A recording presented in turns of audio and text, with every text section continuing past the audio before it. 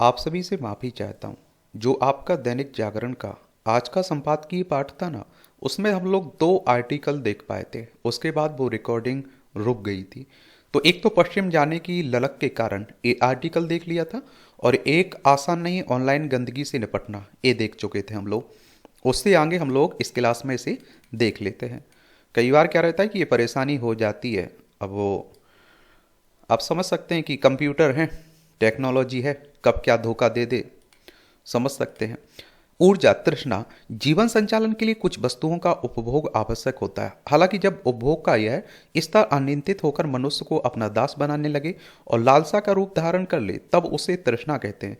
तृष्णा केवल भौतिक वस्तुओं की इच्छा नहीं होती है, बल्कि यह मन की एक अंतरहीन भूख होती है जो कभी तृप्त नहीं होती है। यह एक ऐसी अग्नि है जो जितना ईंधन पाती है उतनी ही भड़कती जाती है। प्रारंभ में तृष्णा सुखद लगती है। जब मन में कोई लालसा जन्म लेती है तो वह व्यक्ति को नए सपने, नए लक्ष्यों और एक अद्भुत ऊर्जा से भर देती है। और आप देखते हैं मनुष्य उस लक्ष्य को प्राप्त करने के लिए संकल्पबद्ध हो जाता है। परंतु समस्या तब उत्पन्न होती है जब यह लालसा मर्यादा का अतिक्रमण कर जाती है। तृष्णा की यह अनियंत्रित प्रवृत्ति मनुष्य को आत्मिक शांति से वंचित कर देती है। वह केवल बाह्य सुखों की खोज में भटकता रहता है और अपने अंतर्मन की शुद्धता को खो देता है। जब इच्छाएं बेलगाम हो जाती हैं तो वे लोभ, मोह, क्रोध, ईर्ष्या और द्वेष के को जन्म देती हैं, और यही विषम विषम वासनाएं व्यक्ति को अधर्म और अनैतिकता की ओर ले जाती हैं। प्राचीन ग्रंथों में भी तृष्णा को दुखों का मूल कारण बताया गया है। गौतम बुद्ध ने कहा था, तृष्णा ही समस्त दुखों की जड़ है। दुर्योधन की असीम तृष्णा ने समस्त कुरुवंश का विनाश कर दिया। रावण की तृष्णा ने उसे सर्वशक्तिमान होने के भ्रम में डाल दिया, और जिसके कारण उसका अंत हो गया। यदि मनुष्य संतोष का गुण विकसित कर ले तो तृष्णा की ज्वाला को शांत किया जा सकता है। संयम, त्याग और आत्मनियंत्रण से ही मनुष्य वास्तविक सुख और शांति प्राप्त कर सकता है। सत्य, प्रेम और करुणा की राह पर चलकर ही वह अपने जीवन को सार्थक बना सकता है। अंततः जो तृष्णा पर विजय प्राप्त कर लेता है वही वास्तव में मुक्त हो जाता है। अच्छा कॉलम लिखा जाता है, पढ़ा करिएगा, सीखा करिएगा आप लोग। ये भारतीय उद्यमों की क्षमता। सूक्ष्म, लघु और मध्यम श्रेणी के उद्यमों अर्थात एमएसएमई को लेकर एक वेबिनार को संबोधित करते हुए प्रधानमंत्री ने यह सही कहा कि उद्योगों को अनुसंधान एवं विकास का उपयोग करके ऐसे उत्पादों के निर्माण पर ध्यान देना चाहिए जिनकी विदेश में मांग है। लेकिन आखिर ऐसा कब होगा? उचित यह होगा कि यह जानने की कोशिश की जाए कि भारतीय उद्योग यह काम क्यों नहीं कर पा रहा है। और यह जानना इसलिए आवश्यक है क्योंकि तमाम अनुकूल परिस्थितियों के साथ देश में सस्ता श्रम भी उपलब्ध है, और इस तथ्य को ओझल नहीं किया जाना चाहिए कि मेक इन इंडिया और आत्मनिर्भर भारत अभियान के बाद भी चीन विश्व का कारखाना बना हुआ है। हमारे उद्योग चीन का मुकाबला नहीं कर पा रहे हैं। चिंता की बात यह है कि अब कई पूर्वी एशियाई देश विश्व व्यापार में अपनी भागीदारी बढ़ा रहे हैं। एक तरह से अब भारतीय उद्योगों को उनसे मुकाबला करना पड़ रहा है। यह ठीक नहीं है। भारतीय उद्योग उस गुणवत्ता के उत्पाद नहीं बना पा रहे हैं जिनकी विश्व बाजार में मांग है। भारतीय उद्योग अपने उत्पादों की गुणवत्ता के मामले में ही नहीं पिछड़ रहे हैं, बल्कि उनकी उत्पादन लागत भी अधिक है। और हमारे उद्योग ऐसे उत्पाद भी नहीं बना पा रहे हैं जो उच्च तकनीक आधारित हों और जो अपेक्षाकृत महंगे हों। वे अपने उत्पादों को विश्व स्तरीय बना पाने में इसलिए नाकाम है क्योंकि अनुसंधान एवं विकास पर पर्याप्त राशि खर्च नहीं कर रहे हैं। विडंबना यह है कि जो कारोबारी आर्थिक रूप से सक्षम है और अनुसंधान एवं विकास पर आसानी से पैसा खर्च कर सकते हैं, वे भी ऐसा करने के लिए आगे नहीं आ पा रहे हैं। चूंकि अधिकांश एमएसएमई अनुसंधान एवं विकास पर अधिक खर्च करने की स्थिति में नहीं है, और इसलिए इसलिए आप देखते हैं इसलिए आप देखते हैं कि सरकार को ऐसा कोई तंत्र बनाना चाहिए जो एमएसएमई के लिए यह काम करे और उन्हें उच्च गुणवत्ता वाले उत्पाद बनाने में सक्षम बनाए। इससे ही उनके उत्पादों का निर्यात बढ़ेगा और यह कहा जा सकेगा कि भारत वैश्विक अर्थव्यवस्था के लिए वृद्धि इंजन बन गया है। सरकार को ऐसे औद्योगिक क्षेत्र बनाने चाहिए जहां पर उद्योगों के लिए वह सब कुछ आसानी से उपलब्ध हो जिसकी उन्हें आवश्यकता है। और इस मामले में पूर्व एशियाई देशों से सीख लेने में संकोच नहीं किया जाना चाहिए। प्रधानमंत्री ने अपने संबोधन में इसका भी उल्लेख किया है कि बजट में सूक्ष्म, लघु और मध्यम श्रेणी के उद्यमों को प्रोत्साहन देने के लिए क्या उपाय किए गए हैं। उन्होंने 6 करोड़ से अधिक एमएसएमई के लिए कर्ज वितरण के नए तरीके विकसित करने की आवश्यकता पर भी बल दिया। ऐसा किया ही जाना चाहिए, लेकिन यह समझा जाए तो बेहतर है कि इस उद्यमों की समस्या कर्ज लेने में कठिनाई नहीं है। और देखिए, एक बजट शब्द की बात करें तो हमारे संविधान में इसका उल्लेख नहीं है। वार्षिक वित्तीय विवरण की बात की गई है संविधान के अनुच्छेद 112 में। ये सपनों की उड़ान। बिहार ने बजट में जिन क्षेत्रों पर फोकस किया, उनमें से एक छोटे शहरों से उड़ान को संभव करना। भागलपुर, वाल्मीकि नगर, बीरपुर, मधुबनी, मुंगेर एवं सहरसा में छोटे हवाई जहाजों की उड़ान की सुविधा शुरू होने जा रही है। निश्चित तौर पर इससे उन इन शहरों में विकास का पहिया और तेज गति से दौड़ेगा। स्टार्टअप और उद्यमी पनपेंगे। बड़े डॉक्टर यहाँ अपने सेंटर बनाएंगे। महानगरों और विदेश में काम कर रहे लोग अपनी बूढ़े माँ बाप से मिलने आ सकेंगे। कम छुट्टियां बाधक नहीं होंगी और इससे पर्यटन को भी बढ़ावा मिलेगा। और पर्यटन क्षेत्र हमारी अर्थव्यवस्था में बड़ा योगदान भी देता है। क्षमता के बावजूद पर्यटकों की कमी वाले ऐतिहासिक, धार्मिक, खूबसूरत स्थल गुलजार होंगे और इससे स्थानीय लोगों को रोजगार मिलेगा, उनकी आमदनी भी बढ़ेगी। इसके अलावा पूर्णिया, अज अजगैबीनाथ धाम, भागलपुर, राजगीर, रक्सौल में बड़े पैमानों के उड़ने लायक हवाई अड्डे बनाने की योजना को भी अमली जामा पहनाया जाना तय हुआ है। अजगैबीनाथ धाम से तो कार्गो उड़ाने की संभावना भी तलाशी जा रही है। अगर केंद्र सरकार ने इसे हरी झंडी मिल जाती है तो यह न सिर्फ भागलपुर बल्कि आसपास के जिलों के किसानों के लिए भी वरदान साबित होगा। जर्दालू, कतरनी, मालभोग, केला, मखाना को देश विदेश तक पहुंचाकर किसान अपना मुनाफा बढ़ा पाएंगे और सिल्क की सप्लाई आसान होगी तो बुनकरों के अच्छे दिन आएंगे। अच्छी बात यह है कि गंगा नदी के कारण भागलपुर में जल मार्ग की भी सुविधा है। सड़क, जल मार्ग और एयर कनेक्टिविटी का मेल कृषि, उद्योग समेत सभी क्षेत्रों के विकास में सहायक होगा। इससे राज्य के सर्वांगीण विकास में बड़ी सहायता भी मिलेगी। चलिए एक बार बिहार घूम के आते हैं। ये हमारा प्यारा भारत है। ये बिहार आपको देखने को मिलेगा। पटना इसकी राजधानी आपको देखने को मिल जाएगी। अंतर्राष्ट्रीय सीमा किससे? नेपाल से लगती है इसकी। राज्यों में उत्तर प्रदेश, झारखंड, पश्चिम बंगाल से लगती है। नीतीश कुमार यहाँ के चीफ मिनिस्टर हैं। मुख्यमंत्री आरिफ मोहम्मद खान यहाँ के राज्यपाल हैं। विधानसभा में 243 सीटें हैं। विधान परिषद में 75 सीटें हैं। राज्यसभा में 16 सीटें हैं। लोकसभा में 40 सीटें हैं। 98,940 वर्ग किलोमीटर में फैला हुआ है आपका बिहार। समुद्र में स्थायी पैठ बनाता प्लास्टिक। संयुक्त राष्ट्र ने चेतावनी देते हुए कहा कि यदि प्लास्टिक प्रदूषण की मौजूदा स्थिति यथावत बनी रही तो 2050 तक समुद्र में प्लास्टिक कचरे का भार वहां मौजूद मछलियों से अधिक हो जाएगा। संयुक्त राष्ट्र की बात करें तो यूनाइटेड नेशंस की बात हो रही है। 24 अक्टूबर 1945 में स्थापना हुई थी। न्यूयॉर्क, यूएसए में इसका हेडक्वार्टर आपको देखने को मिल जाएगा। और दरअसल हर साल लगभग 8 से 10 मिलियन मेट्रिक टन प्लास्टिक समुद्र में समा जाता है। यह चिंताजनक है कि समुद्री प्रदूषण में प्लास्टिक कचरे की हिस्सेदारी 80% तक हो गई है।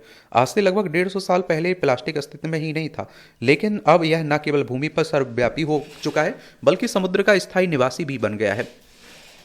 अगर समय रहते ठोस कदम नहीं उठाए गए तो अब आने वाली पीढ़ियों को प्लास्टिक से भरा समुद्र ही विरासत में मिलेगा। और जहां जीवन से अधिक कचरा होगा, महासागरों और समुद्री तटों पर जमा हो रहा है प्लास्टिक एक वैश्विक संकट बनता जा रहा है। और पर्यावरण संरक्षण एजेंसी के अनुसार समुद्र में प्लास्टिक और माइक्रो प्लास्टिक के लगभग 50 से 75 ट्रिलियन टुकड़े हैं। समुद्र में प्लास्टिक प्रदूषण का समुद्री जीवन, पारिस्थितिकी तंत्र और आप देखेंगे खाद्य श्रृंखला पर विनाशकारी प्रभाव पड़ता है। इस धरती पर लोगों द्वारा प्रयोग किए जाने वाला प्लास्टिक और उससे बनी वस्तुओं के उचित निपटान का अभाव समुद्री जीवों के लिए मौत का कारण बनता जा रहा है।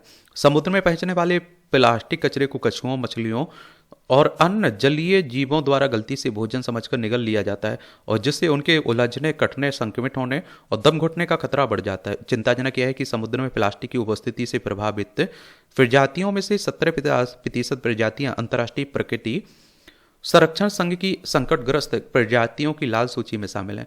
प्लास्टिक समुद्री जीवों के लिए खतरा तो है ही, यह इन जीवों को खाने वाले मनुष्यों तक भी आसानी से पहुंच जा रहा है। विज्ञानियों का कहना है कि मानव उपभोग के लिए पकड़ी जाने वाली हर एक 3 मछलियों में से एक में माइक्रो प्लास्टिक की उपस्थिति होती है। और जिस प्लास्टिक को हम इस्तेमाल के उपरांत फेंक देते हैं वह पुनः शोषण, पेयजल और भोज्य पदार्थों के माध्यम से आप देखते हैं कि क्या हमारे शरीर में पहुंच जाता है। दुर्भाग्य से प्लास्टिक इतना टिकाऊ है कि अब तक बनाया गया हर प्लास्टिक का टुकड़ा अभी भी मौजूद है। प्लास्टिक मानव जीवन के लिए वरदान साबित हुआ है, लेकिन यह अब अभिशाप बन चुका है। प्लास्टिक का उत्पादन, विपणन और उपयोग जितना सरल है उसके पूरी तरह विनष्ट होने की प्रक्रिया उतनी ही जटिल है। एक बार अस्तित्व में आने के बाद प्लास्टिक सैकड़ों वर्ष तक नष्ट नहीं होता, अतः इसके प्रयोग से दूरी बनाना आवश्यक है। आप लोग क्या सोचते हैं? देख लीजिए प्लास्टिक प्रदूषण के क्या हाल हैं। अगर इससे जुड़ा हुआ कुछ आप लोग आंसर राइटिंग कर रहे हैं, निबंध लिख रहे हैं तो इसका उल्लेख कर सकते हैं। संयुक्त राष्ट्र जो कह रहा है इसका उल्लेख कर सकते हैं। तो एक आपका आंसर राइटिंग निबंध क्या रहेगा, प्रभावशाली रहेगा। ये टिप्पणियाँ भी देख सकते हैं आप लोग, इसकी पीडीएफ एजुकेशन सर्कल प्लेटफॉर्म है ना टेलीग्राम पर, वहाँ डाल दी जाती है, वहाँ से जाकर डाउनलोड कर लिया करिएगा। विकास की कुंजी मातृभाषा में शिक्षा। आजकल आप देखते हैं कि भाषा को लेकर भी काफ़ी विवाद हो रहा है, और हिंदी का आप देखिए दक्षिण भारत के राज्य काफ़ी विरोध भी करते रहे। गत दिनों यूनेस्को के वैश्विक शिक्षण निगरानी दल द्वारा यह जानकारी दी गई कि विश्व के 40% छात्र अपनी भाषा में शिक्षा प्राप्त कर पाने से वंचित हैं। दूसरे शब्दों में कहें तो इन 40% छात्रों को उस भाषा में पढ़ने की सुविधा उपलब्ध नहीं है जिसे वे अपनी सामान्य बातचीत में प्रयुक्त करते हैं। आज जब विश्व में घरेलू भाषा मातृभाषा में शिक्षा के महत्व को लेकर समझ और जागरूकता बढ़ी है, तब इतनी बड़ी आबादी का अपनी भाषा में शिक्षा प्राप्त करने की सुविधा से वंचित होना न केवल चकित करता है अपितु चिंतनीय भी है। देखिए, यूनेस्को की बात करें तो इसके बारे में याद रखिए, इस तरह के संगठनों से आपके एग्जाम में क्वेश्चंस पूछे जाते हैं। मैं बात कर रहा हूं the United Nations Educational Scientific and Cultural Organisation. 16 नवंबर 1945 में इसकी स्थापना हुई थी। पेरिस फ्रांस में इसका हेडक्वार्टर देखने को मिलेगा। यह सर्वमान्य तथ्य है कि मातृभाषा में हमारे सीखने की गति तेज होती है, क्योंकि इस दौरान हमें मानसिक अनुवाद की प्रक्रिया में से नहीं गुजरना पड़ता। इसके विपरीत जब हम मातृभाषा के अतिरिक्त अपनी द्वितीयक या तृतीयक भाषा में कुछ पढ़ते या सुनते हैं तो पहले उसे अपनी मातृभाषा में मन ही मन अनुदित करते हैं, तब उसका ग्रहण कर पाते हैं। यही कारण है कि मातृभाषा में मस्तिष्क की ग्राह्यता सर्वाधिक होती है। मौलिक विचारों का सृजन एवं उनकी उद्भावनाएं मातृभाषा में अधिक होती हैं। अतः मातृभाषा में प्राथमिक या फिर उच्च शिक्षा मिलने पर मस्तिष्क को केवल सृजन पर ही ध्यान केंद्रित करना होगा, उसे किसी और प्रक्रिया से नहीं गुजरना होगा। अब हिंदी आप लोगों की हमारी मातृभाषा है तो भाई हमें कितनी परेशानी, बिल्कुल परेशानी हुई नहीं हुई। इस संदर्भ में भारत की स्थिति पर विचार करें तो राष्ट्रीय शिक्षा नीति 2020 से पूर्व का परिदृश्य बहुत उत्साहित करने वाला नजर नहीं आता है। यहाँ समस्या यह रही कि स्वाधीनता के पश्चात भारतीय भाषाओं के विकास और प्रसार पर नीतिगत रूप से समुचित ध्यान नहीं दिया गया और शिक्षा के माध्यम के रूप में इन्हें बढ़ावा देने का कोई शास्त्रीय प्रयास नहीं किया गया। यही कारण है कि संभावनाएं होते हुए भी अवसर के अभाव में अकादमिक विकास की दृष्टि से भारतीय भाषाएं पिछड़ती चली गई। राष्ट्रीय शिक्षा नीति 2020 के बाद का परिदृश्य एक आशा का संचार अवश्य करता है। राष्ट्रीय शिक्षा नीति पर इस बिंदु पर दृढ़ संकल्पित है कि शिक्षा का माध्यम मातृभाषा होनी चाहिए। राष्ट्रीय शिक्षा नीति 2020 के बिंदु 4.11 में उल्लिखित है, छोटे बच्चे अपनी घर की भाषा मातृभाषा में सार्थक अवधारणा को अधिक तेजी से सीखते हैं। जहां तक संभव हो कम से कम ग्रेड 4-5 तक, ये आप देखेंगे, लेकिन अधिक बेहतर होगा कि यह ग्रेड 8 और उससे आगे तक भी हो। शिक्षा का माध्यम घर की भाषा मातृभाषा, स्थानीय भाषा, क्षेत्रीय भाषा होगी।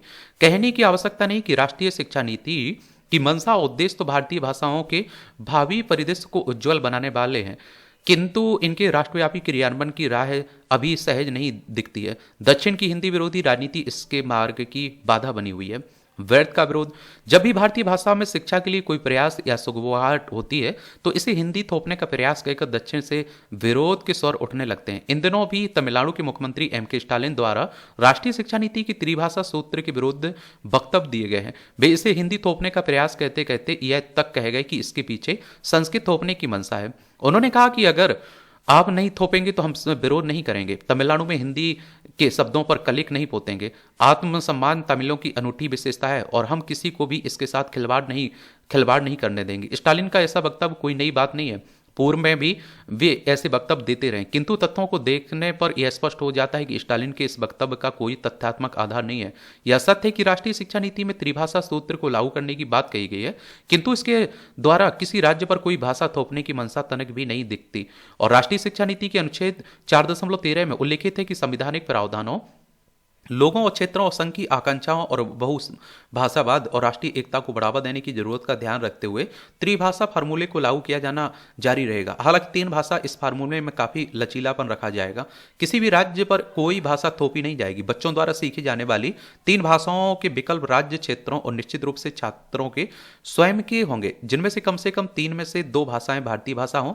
स्पष्ट है कि भारत की बहुभाषावादी परिदृश्य के दृष्टिगत यह त्रिभाषा सूत्र एक उत्कृष्ट व्यवस्था है, जिसके आधार पर देश की बहुभाषिकता को बड़े सुनियोजित ढंग से शिक्षा प्रणाली का हिस्सा बनाया जा सकेगा। देश के छात्र अपनी इच्छा और समझ के अनुसार विविध भाषाओं का अध्ययन कर सकेंगे।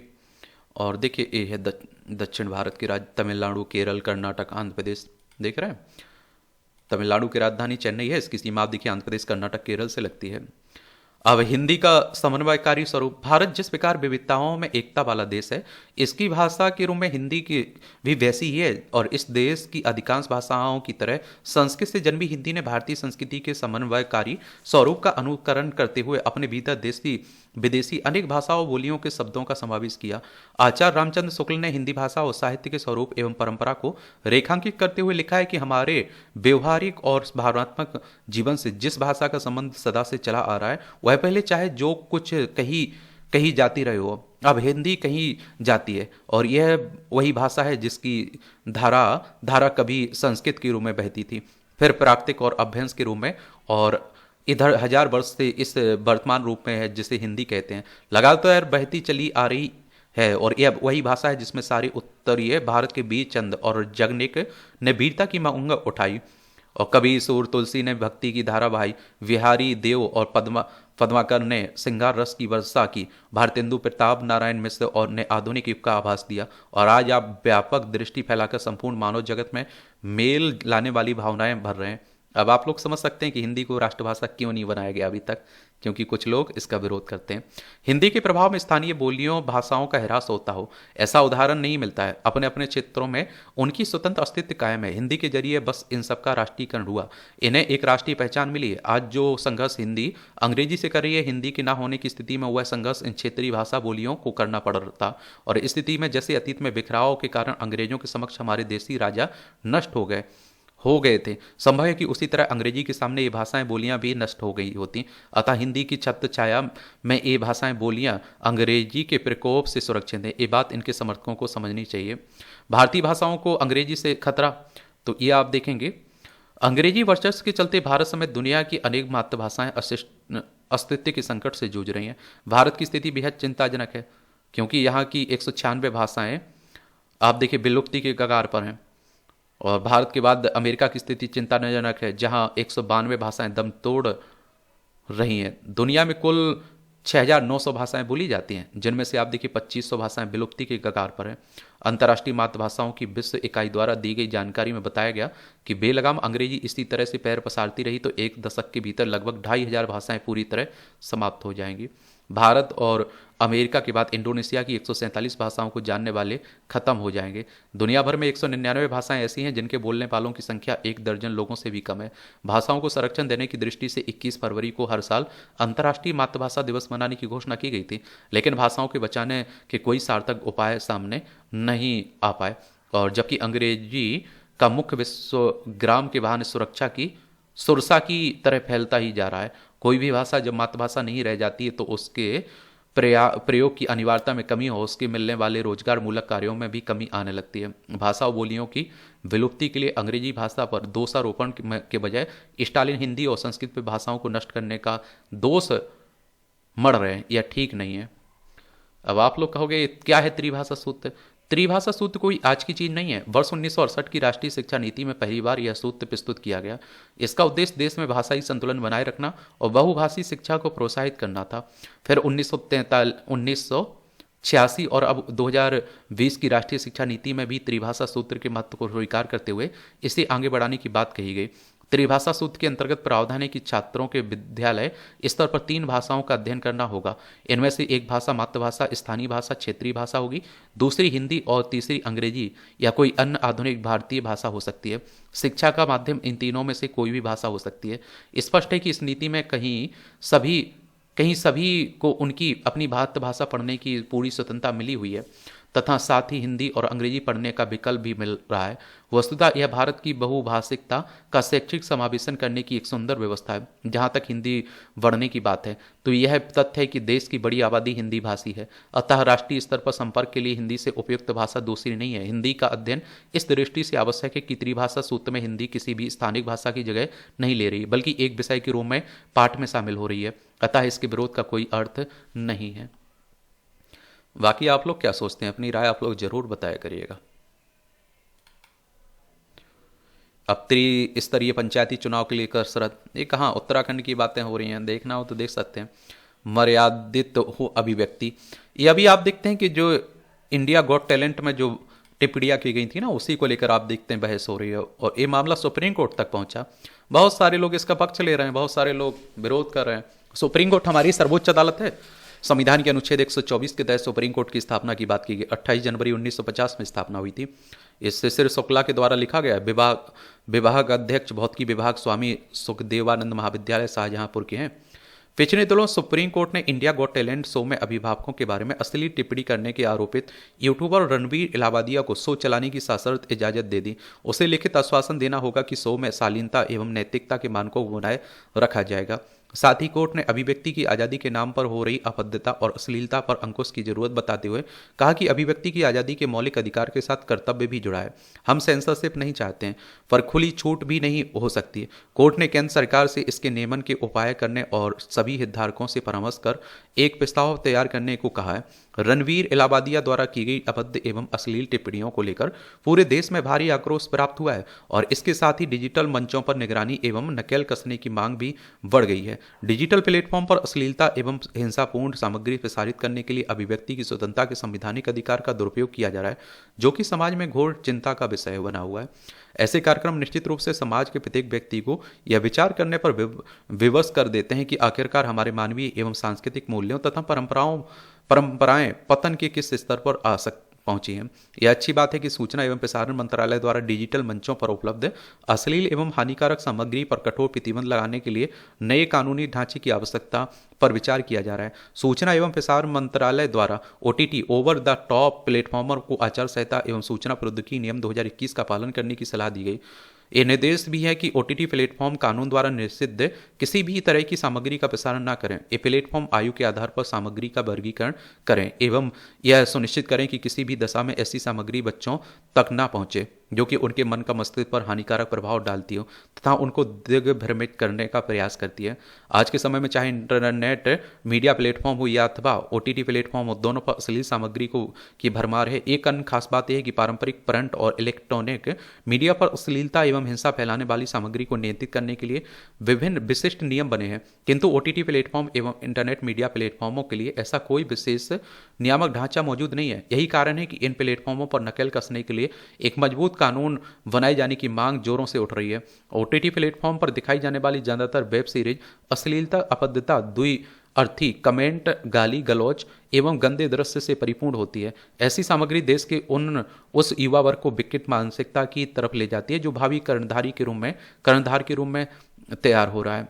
और आप देखेंगे कि अभिव्यक्ति की स्वतंत्रता का अधिकार संविधान द्वारा देश के प्रत्येक नागरिक को दिया गया है, किंतु आज इसका दुरुपयोग अश्लीलता को परोसने में किया जा रहा है। अधिक से अधिक लाइक्स, कमेंट, व्यूज पाने के चक्कर में आज नैतिकता, संस्कृति, संस्कार, आदर्शों को बहुत पीछे छोड़ा जा चुका है। एक अन्य कटु सत्य यह है कि अश्लीलता सामग्री को ज्ञानवर्धक सामग्री की अपेक्षा कई गुना जनसंख्या में दर्शक उपलब्ध हो जाते हैं। इसके साथ ही उन्हें वाहवाही से भरे हुए असंख्य टिप्पणियों की भी बड़ी सहजता के साथ हासिल हो जाती है।